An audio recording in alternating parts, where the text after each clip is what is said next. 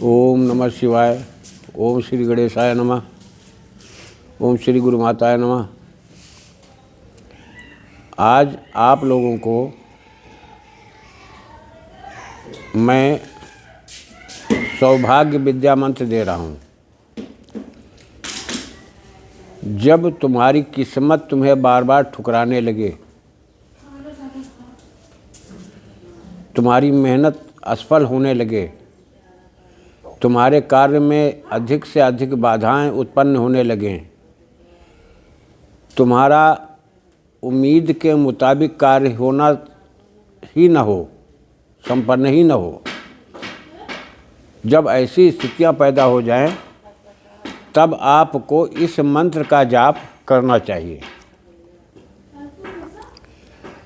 अभी पिछले वीडियो में एक भाई साहब हैं, मैं बुरा नहीं मानता उनकी बात के लिए, उन्होंने कहा कि आप वीडियो के अंत में गलत बोलते हो।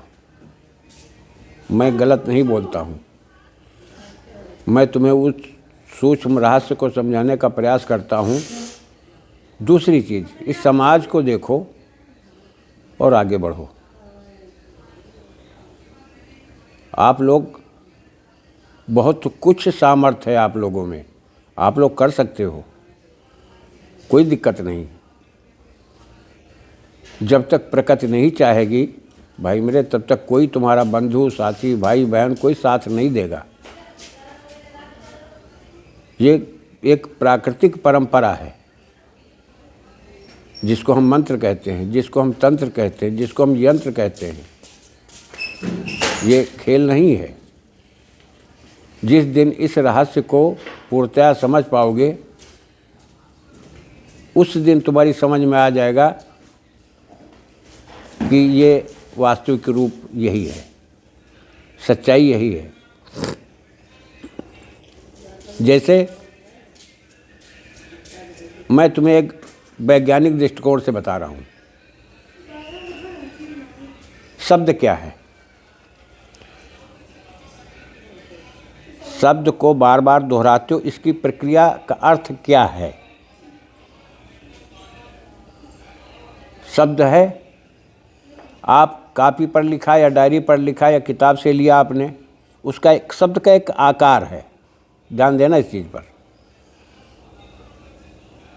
जब तक आप मुंह से नहीं उच्चारित करोगे, अगला आदमी या कोई भी नहीं समझ पाएगा कि आप क्या सोच रहे हो, क्या कर रहे हो, क्या चाहते हो। नहीं चाहेगा, नहीं, कोई किसी समझ में नहीं आएगा। ये अब रहस्य समझो, एक वैज्ञानिक दृष्टिकोण से मैं बता रहा हूँ। आप किसी शब्द को जब आप बार बार उच्चारित करते हो, तो शब्द क्या है तुम्हारा? कंप्यूटर है। ध्यान देना, वॉइस, तुम्हारी आवाज़, जिस ध्वनि में तुम बार बार उच्चारित कर रहे हो, ये क्या है? वायरस। वायरस को शब्द में डाल करके बार बार तुम प्रेस कर रहे हो। जैसे कहते हो फ़ोन मेरा हैंग कर गया, लॉक कर गया। ठीक इसी प्रकार से शब्द में विस्फोट हो जाएगा। जब वायरस उसकी तादाद से ज़्यादा हो जाएगा तो विस्फोट हो जाएगा। विस्फोट हो जाएगा, उस शब्द में छिपी हुई शक्ति, उस शब्द में छिपी हुई ऊर्जा को बाहर आना पड़ेगा। जैसे कि क्या कभी आपने ध्यान दिया, एक शब्द है सौ। आज का जो मंत्र दे रहा हूँ उसमें एक शब्द आता है सौ। शब्द एक है, स्वर का उच्चारण अलग है। हा भी लगता है। एक शब्द के साथ 3 शब्द का उच्चारण हो रहा है, 100। तो तुम्हारे एक शब्द में किस प्रकार के वाइब्रेशन जा रहे हैं, इस चीज पर ध्यान देना। एक वाणी का वायरस हो गया, एक उच्चारण का वायरस हो गया, दूसरा ध्वनि का, ये वायु का वायरस हो गया। तो अब जब 3 वायरस एक साथ मिल करके एक चीज़ पर ठोकर मार रहे हो, तो उसको फूटना ही पड़ेगा। और जाइए अच्छे अच्छे साइंटिस्टों से इसके बारे में हमारे जो मैं बता रहा हूँ इसके बारे में विचार विमर्श करिएगा। मैं आप लोगों को भ्रमित करके क्या मिलेगा मुझे ये बताइए।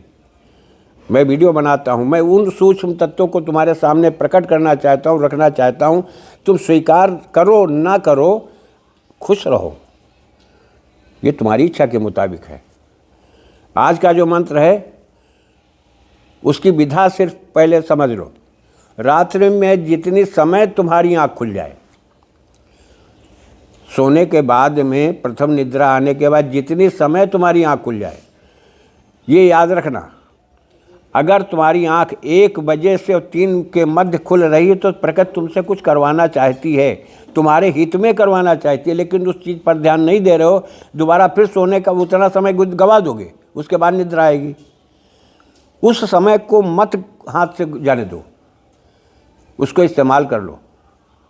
उतनी ही समय आप जितनी टाइम तक फिर तुम्हें दोबारा निद्रा ना आए, तब तक कोई ज़रूरी नहीं कि माला, कोई ज़रूरी नहीं होता है। हृदय की पुकार के लिए माला जरूरी नहीं होती है। जैसे कि अभी आप हंसोगे हमारी बात पर, कोई रोता है दुखित हो करके तो माला लेकर नहीं देखता कि मैं कितनी बार रोया हूँ।